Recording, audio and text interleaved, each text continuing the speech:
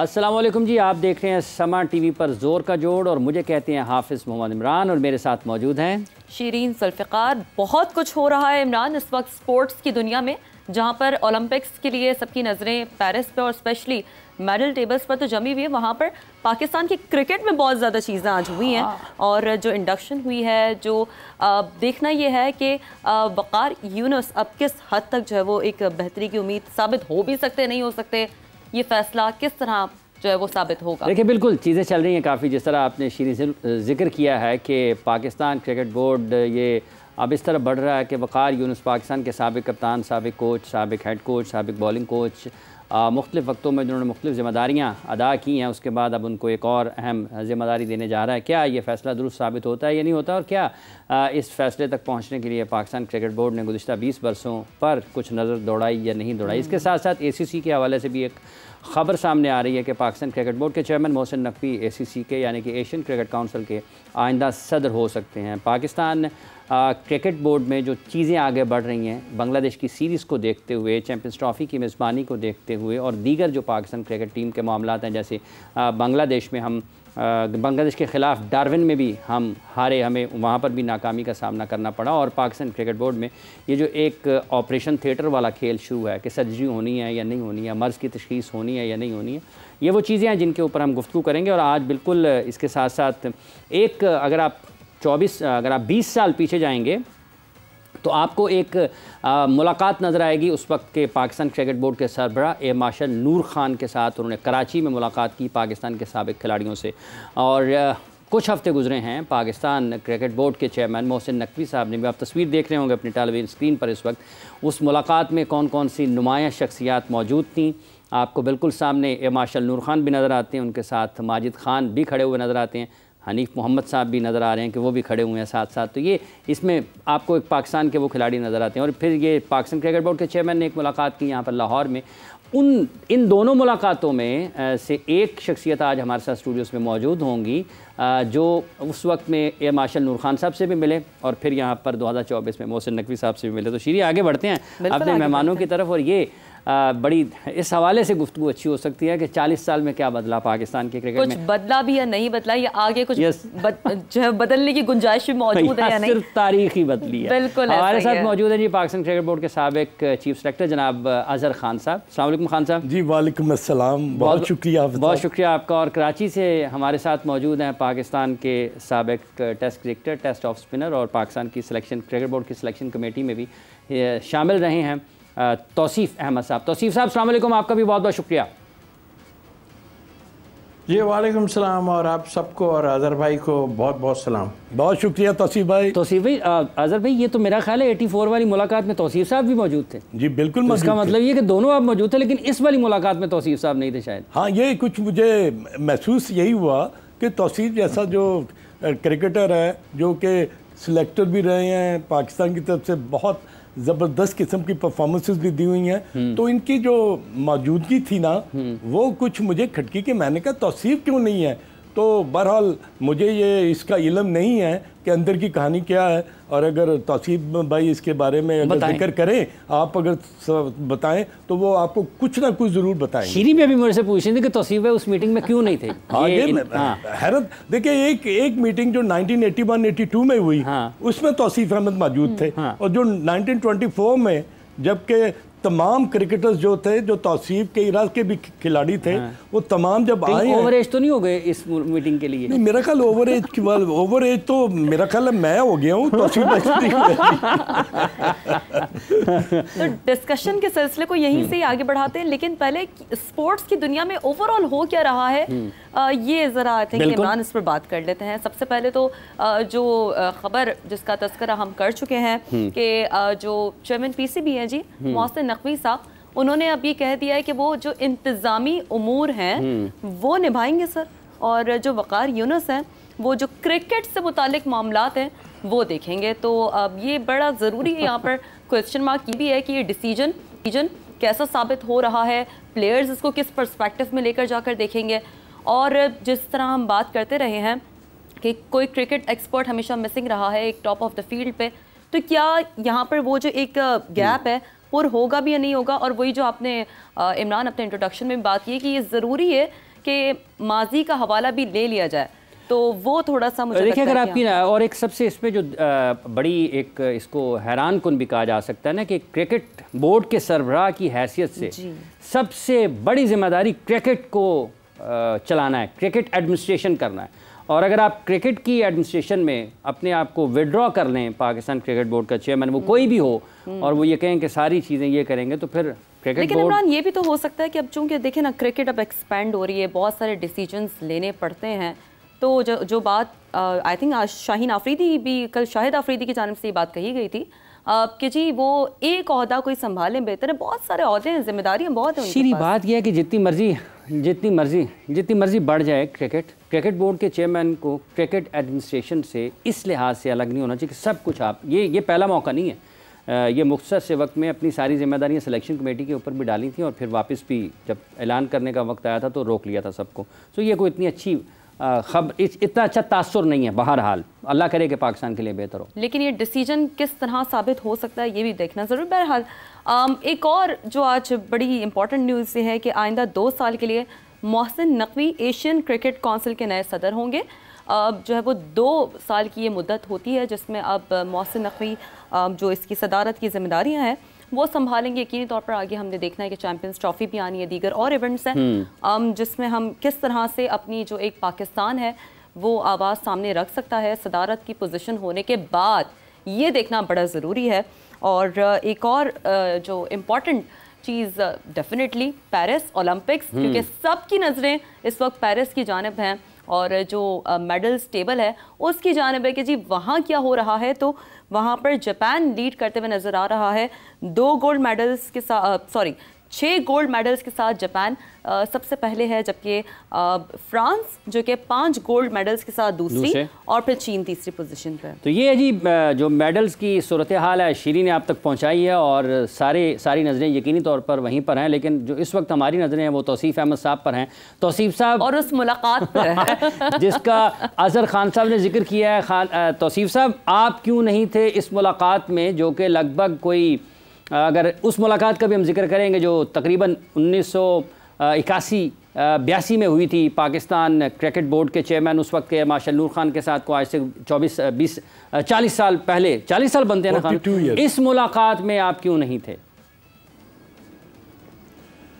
अजय हाफिज़ साहब, बात यह है कि अब इतना कुछ मैंने इस क्रिकेट में आके मैं जिस तरह एंटर हुआ सबको पता है। अज़हर भाई के साथ समझ लें मैं उसी सीरीज़ में डेब्यू हुआ था हमारा और अज़मत भाई का, अल्लाह ताला उनकी मग़फ़िरत फरमाए। तो ये वो लोग थे जिनको हम देख देख के सारा कुछ सीखा है। उसमें ये जो पिक्चर की आप बात कर रहे हैं इसमें ऐसे भी लोग हैं जो इस वक्त हम में मौजूद नहीं, but they are very good player. और आई थिंक मैं एक बात बड़ी करता हूँ कि अगर ये लोग होते इस वक्त तो सारे टेस्ट प्लेयर बन गए होते, सारे वनडे के प्लेयर बन गए होते। मतलब इस तरह की जितने नज़र आ रहे हैं, आपने देखा खान साहब पीछे खड़े हुए, उसे सिकंदर बाग, तो मतलब हमारी क्रीम थी वो टाइम की क्रीम। और फिर लीड करने वाले नूर खान साहब थे, हमें नज़र आया वहाँ पर, और फिर हनी मोहम्मद साहब जैसा वहाँ पे मौजूद था। तो एक हमें जिसमें हम पले बड़े हैं ना, वो एक मतलब पाकिस्तान का बहुत बड़े लोग थे जिनमें मैं कम से कम ये कहूँगा कि मैं पला बड़ा हूँ। और उसके बाद भी अल्लाह ताला ने इतनी इज्जत दी। अब आप जिसकी बात कर रहे हैं, मीटिंगें तो बहुत की हमने, 3-4 चेयरमैन थे उसके साथ मैं रहा और मीटिंगें हुई हैं डेफिनेटली। अब ख़ास तौर पे इसकी आप बात कर रहे हैं तो मुझे ख़ुद नहीं पता, लेकिन मैंने मालूमात करने की, मतलब इतना कोई मुझे शौक़ भी नहीं है कि ऐसे मैं मीटिंग में जाऊं। जाहिर है कि मेरे एक मुल्क के लिए मैंने कुछ किया है तो बुलाते हैं, वो भी जाहिर है जो बातें होती हैं जो हमने सुनी तो वो सबको पता है कि क्या है। तो मेरा कोई ऐसा नहीं, खुर्रम साहब थे, खुर्रम जो तौसीफ साहब, कहीं ऐसा तो नहीं है कि वो गुड क्रिकेटर बैड क्रिकेटर वाली कोई टर्म यूज़ हो रही है, जो गुड क्रिकेटर हैं या गुड बुक्स पे हैं उनको बुला लिया जाए? सर ये अल्लाह ताला को मालूम है और लोगों को मालूम है। आज मैं हम जो भी प्लेयर इस वक्त भी मौजूद हैं, मैं उनकी बड़ी रिस्पेक्ट करता हूँ, क्योंकि मैं तो कुछ खेला ही नहीं था और एकदम जाके अज़हर भाई और इन जैसे फर्स्ट क्लास प्लेयरों में आका जाहिद ले लीजिए और कैसे कई ग्रेट प्लेयर है कि उनके साथ खेला और मैं उनसे इतना कुछ सीखा। और गुड बैड की बात नहीं है, लोग मेरे बारे में जानते हैं कि मैं क्या हूँ, और थोड़ा सा कंप्रोमाइज़ करने में जो कि मेरे ख्याल सही भी समझते हैं, गलत भी। मैं जितना टाइम रहा दायरा, मैंने ऐसे टाइम तो इतना ऐसे ही नहीं गुजारा, लोग मुझे समझते थे तो बुलाया। और अजहर भाई के साथ भी सिलेक्शन कमेटी के उसमें मैं रहा हूँ। थोड़ा बहुत अगर तो आप कहीं समझौता कर लेते हैं तो शायद समझने से ये आती है कि बुला लिया जाए। एक वक्फा लेते हैं जी, हम वक्फे के बाद आएंगे और फिर यहीं से पाकिस्तान क्रिकेट के मामला पर गुफ्तगू को आगे बढ़ाएंगे।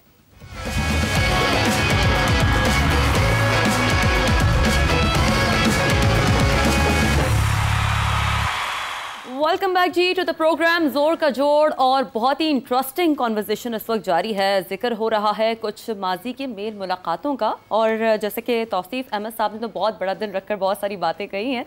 अजहर खान साहब, पहले तो डेफिनेटली जो तौसीफ साहब ने बात की आप उस पर भी कॉमेंट कीजिएगा। और जब माजी के झरोकों का जिक्र हमने छेड़ ही दिया है तो क्या फ़र्क था सर आपकी वाली मुलाकात में और उस मुलाकात में? मेरा को बड़ा मुश्किल क्वेश्चन है, क्योंकि हम उसी दायरे में ना घूम के आफ्टर 45 ईयर्स वापस फिर वहीं पर आ गए हैं विदाउट एनी कंस्ट्रक्टिव आउटकम। अब कंस्ट्रक्टिव आउटकम क्या था वो, क्योंकि वो हमारे जवानी के दिन थे और हम उसको क्रिकेट खेल रहे थे, और अब जो है वो टोटली एक डिफरेंट सिनारियो था कि हम क्रिकेट छोड़ चुके थे और अब हम जिस नहज पर हैं, जिस उम्र के हिस्से में हैं, तो फिज़िकली हम उस तरह के नहीं थे जो आज से 46 ईयर्स पहले थे। तो मेरा ख्याल है कि ये सबसे बड़ा फ़र्क था। और सेकेंडली वहीं पर हम रुके हुए हैं जहाँ से 1982 में हमने सफ़र शुरू किया था। There is no change at all in cricketing wise, in decision wise and in get together.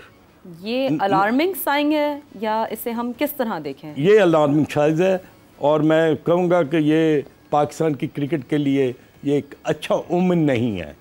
वो इसलिए कि अगर 46 ईयर्स पहले भी हम वही गुफ्तगू कर रहे थे जो कि इस वक्त हम उसकी रेपुटेशन कर रहे हैं, तो I as a cricketer feel कि we have not done justice to ourselves and to the game of cricket. Tauseef साहब, आप इस मीटिंग में तो शरीक नहीं थे, लेकिन आप नूर खान साहब की उस मीटिंग में शरीक थे। अभी जैसे खान साहब बता रहे हैं बदला कुछ नहीं है खान साहब के ख्याल के मुताबिक, लेकिन आपको लगता है कि अगर क्रिकेट के मायार की बात करें तो पाकिस्तान में तो खासी तनज़ली हो चुकी है इस वक्त?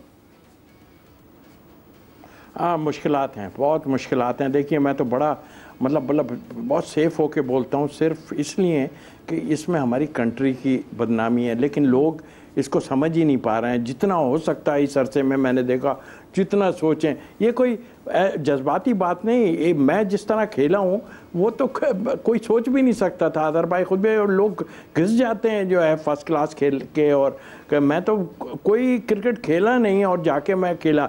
नूर खान साहब की बात जब मुझे जाहिर है, मैं जब एकदम एंटर हुआ था तो शोर मच गया जी, ये कौन आ गया, ये कौन आ गया, और एकदम जो है। तो फिर मुझे याद है अच्छी तरह, किसी ने मुझे बोला जब नेट पे कि खान साहब खड़े हुए हैं, नूर खान साहब, वो साथ स्क्रीन के, तो यूँ के शोर मचा था कि किसी ने कहना शुरू कर दिया। मैं सच बताऊं कि मुश्ताक मोहम्मद साहब ने जो है ना, इसका फादर जो है, ये इंग्लैंड में इसका बिजनेस है उसका, उसने मुश्ताक साहब ने जो है माल खा लिया, जो अब भी चल रहा है काफ़ी कुछ सिलसिला। तो आपको बुला रहे हैं वो, तो मैं गया तो कहने लगे बेटा आपके मुश्ताक साहब आपके कौन हैं? मैंने सर मेरे हीरो हैं। तो कहने लगे खुल के खेलें, यानी कि उनके अल्फाज थे, दो मिनट की भी मीटिंग नहीं थी उनकी, मेरी जो बातचीत, खुल के खेलें बेटा और कोई फिक्र ना करें कोई कुछ कह रहा है या कुछ।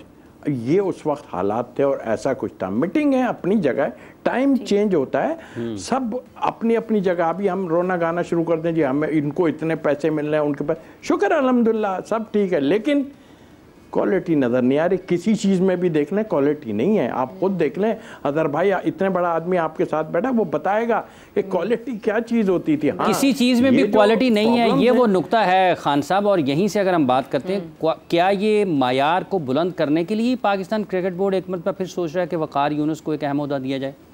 नहीं, मेरा ख्याल है हाफिज़ साहब के क्वालिटी क्यों ख़त्म हुई या क्यों उसमें डिमिनिशिंग रिटर्न लगा, वो इसलिए कि हम उसके खुद ही जिम्मेदार हैं। एक सिस्टम को आप जब बार बार उसके छेड़खानी करेंगे वो हिचकोले खाएगा, आपको डिसीजन लेने में प्रॉब्लम होगा। भाई एक अच्छा एक डिपार्टमेंटल क्रिकेट चल रही थी और आई थिंक उसमें अब्दुल हफीज़ कारदार का तो सबसे बड़ा कंट्रीब्यूशन था, उससे बढ़कर किसी का भी कंट्रीब्यूशन नहीं था। और उन्होंने जिस तरह टीमें बनाई, फिर टीमें बनी, टीमें खेली, तमाम क्रिकेटर्स जो थे उस ज़माने के वो सब जो थे एस्पायर करते थे कि हबीब बैंक में आए, पीआई में आए, यूबीएल में आए, नेशनल बैंक में जाएं, रेलवेज़ में जाएं।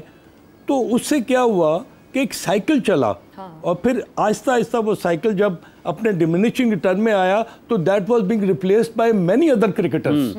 उसमें आप देख लें कि 80s के क्रिकेटर कौन थे, फिर 90s के मिडल में कौन आए, फिर 2006, और फिर जब उसको आपने दम धड़म करके गिरा दिया ना तो उसको उठाना मुश्किल हो गया है। आई थिंक अभी भी चेयरमैन साहब ने इस चीज़ पे कन्फेस किया है कि हम उस तरह डिपार्टमेंटल क्रिकेट को नहीं आगे बढ़ा सकते जिस तरह आज से 10 या 8 या 5 साल पहले डिपार्टमेंट क्रिकेट मौजूद थी। उन्होंने कहा क्योंकि वकार आए हैं, ठीक है फिर। जी सर, वकार देखिए वकार यूनिस की जो इंडक्शन है, प्रॉबली मेरा अपना एज ए क्रिकेटर अपना एक अंदाज़ा है कि अगर वो एडमिनिस्ट्रेटिवली क्रिकेट में आए हैं तो वो तो कोचिंग में तो वो बार बार उनका जो इस्तेमाल है वो तो हुआ है ना, और लोगों ने देखा है उनकी एबिलिटी का, उनकी सेगेसिटी और विजडम का, हम सब ने देखा है। मगर क्या वो अपने आप से और अपनी इस कुर्सी के साथ, जबकि उनको तमाम क्रिकेटिंग मैटर्स का इंचार्ज बना दिया जाएगा, वो जस्टिस करेंगे? The time will tell you. ये बहुत ज़रूरी है तौसीफ साहब कि इससे प्लेयर पर्सपेक्टिव की अगर बात की जाए कि एक प्लेयर किस तरह इस इंडक्शन को देखेगा। समझते हैं जो उमूमन हम बात करते रहे हैं कि जी ऊपर एक क्रिकेटर होना चाहिए जो तमाम तर मामला देखे, और ये इस डिसीजन को आप कैसे देखते हैं कि एक चेयरमैन पीसीबी ये कह रहे हैं कि वो इंतजामी मामला देखेंगे जबकि क्रिकेट को देखने के लिए एक दूसरा बंदा मुंतखब किया गया है? तौसीफ साहब देखिए, हमारे लिए वकार यूनुस कोई नई वो नहीं है, जाहिर है हमारे बादी खेलें अपनी जगह और वो सबको पता है जिस तरह वो इन्वॉल्व रहे जा कोई सबको मालूम है। वेयर इज प्लेयर कहाँ है? ये वो वाहिद मुल्क है कि जिसमें 30 से 40 लड़का हर साल फर्स्ट क्लास खेलता है। किधर है प्लेयर? कहाँ है प्लेयर? पूछ तो लें हम किधर हैं? वही है, वही चल रहा है। ये भी जो आपकी ए टीम गई थी इसमें भी आपके कोई नए प्लेयर थोड़ी हैं, ये भी 3, 4, 5, 6 साल से खेल रहे हैं सारे। और फिर आप देखें, मैं हवाला इसलिए दे रहा हूँ कि ये जो अभी श्रीलंका की बांग्लादेश की टीम जो वहाँ थी, इसमें मैं बांग्लादेश गया हुआ था, उनके 3 अंडर 19 के प्लेयर खेल रहे थे जिनमें से 2 ने स्कोर भी किया है शायद वो और खेल रहे थे। तो नज़र एक चीज़ आती है, हमें बड़ी मुश्किलात होंगी, ये तो पक्की बात है। अभी आप ज़बरदस्ती किसी को टेस्ट कैप देना और ये करना, वकार यूनुस के आने से मुश्किलात होंगी तौसीफ साहब? सब कुछ होंगे। मतलब प्लेयर को कैसे आप वो करेंगे? प्लेयर ही देखना है ना। मैनेजमेंट अगर देखना है, मैनेजमेंट का तो काम ही दूसरा है ना सर, उसमें कुछ नहीं कर सकते। अगर मेरी बात से आप इत्तेफाक नहीं करेंगे तो मैं आपको एक चीज़ को, आप मुझे बताइए, सईद अजमल किस लिए जो है वो बॉलिंग से ख़त्म हुए थे? Suspect action. हाँ जी, यही था ना सर जी। आप मुझे बताइए, उनको पाकिस्तान, वो इज़ ए ग्रेट प्लेयर, ठीक है, जब हुआ जितना खेल, इज़ ए ग्रेट प्लेयर, जब वो इस पे बैन हुए तो वो पाकिस्तान के बॉलिंग कोच कैसे बन सकते हैं? आप मुझे बताइए। और कोई मतलब ऐसे कई केसेस हैं जिसमें पूछने वाले ही कोई नहीं है कि भाई क्या है ये, किस तरह है, कैसे? आप मुझे बताइए।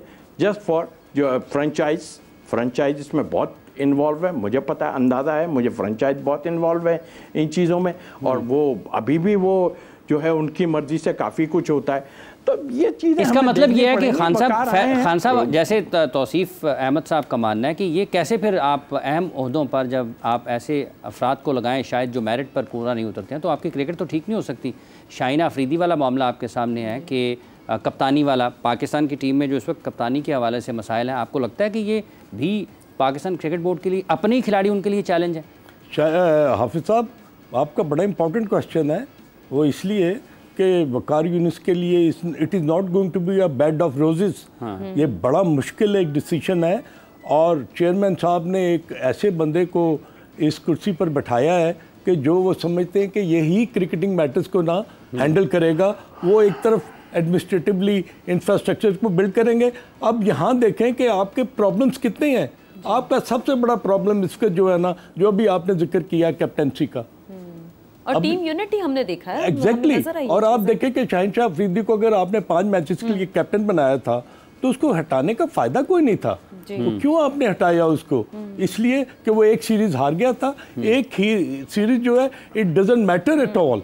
उससे क्रिकेटिंग एबिलिटी का या उसकी डिसीजन मेकिंग का या उसको कैप्टन बनाने से ये कहीं भी दुनिया में कहीं भी नहीं होता। कहीं ये इशारा तो नहीं कि कोई बोल्ड डिसीजंस आगे लेने हैं इसलिए वकार यूनुस को आगे लाया गया? नहीं, बोल्ड डिसीजन तो वो होता है ना जी कि जब आप ऐसे अननोन आदमी को लेके आए जो उसने पहले क्रिकेट में इन्वॉल्व ना हो। अब अगर वकार यूनुस साहब पाकिस्तान की कोचिंग में, जिस तरह हाफिज साहब ने बताया, हेड कोच भी रहे हैं, बॉलिंग कोच भी रहे हैं, वो कमेंटेटर भी अब रहे हैं, तो वो आकर क्या नई चीज़ करेंगे? अब लोगों ने तो यही देखना कि अगर वकार यूनुस को इतनी बड़ी एक ओहदा मिलने वाला है तो वो क्या पाकिस्तान की क्रिकेट में कौन सी चेंज लेके आएंगे। तो हाफिज साहब जो सबसे बड़ा चैलेंज होगा ना, मैं आपको बता दूं, वो यही होगा कि एक यूनिटी और एक जो आपस में एक जेल होकर पाकिस्तान की टीम ने जो आने वाले दिनों में खेलना है, उसको वकार यूनुस साहब जो है, अगर हमारा चेयरमैन सिलेक्शन कमेटी ही नहीं है तो वो कैसे कर सकते हैं? तौसीफ साहब, सबसे बड़ा मसला इस वक्त पाकिस्तान की क्रिकेट का क्या है आपके ख्याल में? देखिए, मसला सबसे बड़ा यही है कि ये जाहिर तो हो गई सारी चीज़ें। ये जो हमारा अभी जो इतना बड़ा इवेंट हुआ उसके बाद सब सामने आ गया कि क्या हो रहा था, क्या नहीं हो रहा था। अब इस पे हम बात करते हैं तो हमारे बदनामी बहुत है, ये तो सबको पता चल गया ये। लेकिन ये मसाइल को इतनी आसानी से हल नहीं होंगे। देखिए, आपके पास अगर बैकअप बहुत तगड़ा हो ना तो आप ये डिसीजन ले सकते हैं बहुत कुछ, लेकिन ऐसे आप डिसीजन नहीं ले सकते। आपको थोड़ा सोचना पड़ेगा। आए वकार, गुड लक, लेकिन ऐसा नहीं है। आप सोचे, हमारा मैनेजमेंट के एतबार से कोई प्रॉब्लम नहीं होगा, उसको समझ के चलना पड़ेगा। अगर वो ये सोचे, कोई भी हो, कि यार उस टाइम में मेरे साथ उसने ऐसा किया था, मेरे साथ माजी को भुलाना पड़ेगा, फिर आपकी बेहतरी हो सकती है। बहुत बहुत शुक्रिया साहब आपका, बहुत बहुत शुक्रिया अजहर खान साहब आपका, आप तशरीफ़ लाए, और आपका बहुत बहुत शुक्रिया जो हमें इस वक्त देख रहे थे। हम उम्मीद करते हैं कि आने वाले दिनों में पाकिस्तान की क्रिकेट के बेहतर फैसले होंगे। प्रोग्राम का वक्त खत्म हुआ चाहता है। हाफिज़ मोहम्मद इमरान और शीरीन जुल्फ़िकार को दीजिए इजाज़त। आपसे दोबारा मुलाकात होगी। अल्लाह हाफ़िज़।